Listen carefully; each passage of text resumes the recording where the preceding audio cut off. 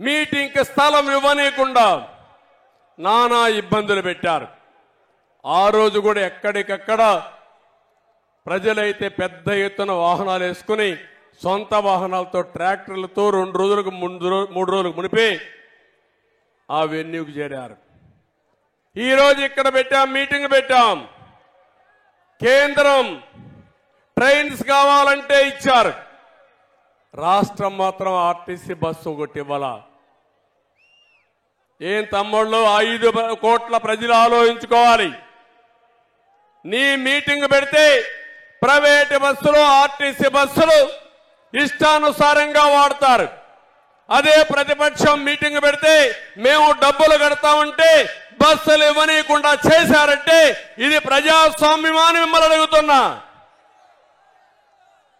కడాన ఆటోలు వస్తా ఉంటే ఆటోలు కూడా రాకూడదని అడ్డం పడ్డారు. ప్రైవేటు బస్సులు ఇస్తా ఉంటే దానికి కూడా అడ్డం పడ్డారు. కానీ సంకల్పం ఉంది.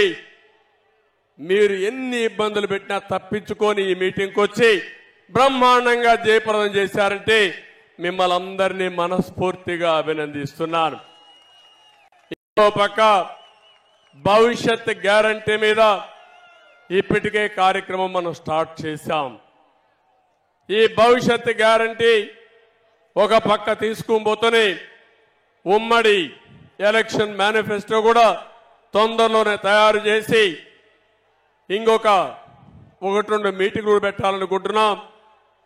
నేను పవన్ కళ్యాణ్ గారు అందరు నాయకులు కలిసి ఒకటి అమరావతిలో ఒకటి తిరుపతిలో పెట్టి ఆ 2 మీటింగులు ఒక మీటింగులో ఉమ్మడి ఎలక్షన్ మేనిఫెస్టో కూడా అనౌన్స్ చేస్తామని చెప్పి కూడా నేను మీకు తెలియజేస్తున్నా.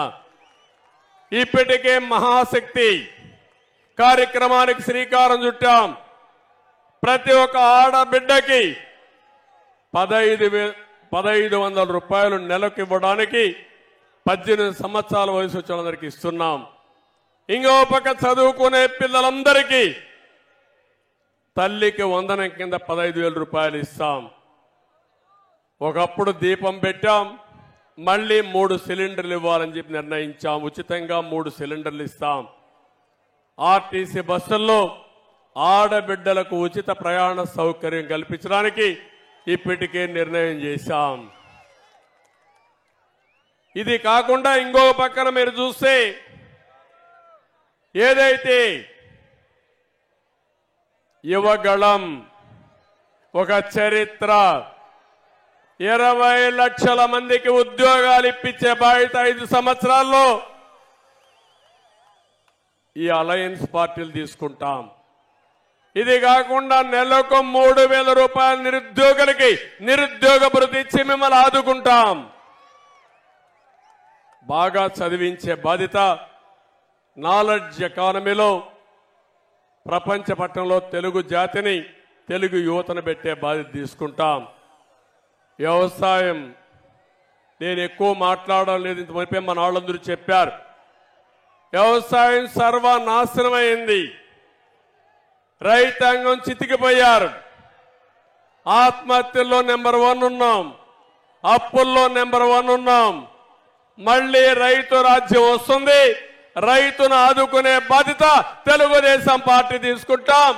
ప్రతి ఒక్క రైతుకి 20,000 రూపాయలు సంవత్సరానికి ఆర్థిక సహాయం చేసే బాధ్యత అన్నదాత కార్యక్రమం చేస్తామని చెప్పి కూడా నేను మీకు తెలియజేస్తాను.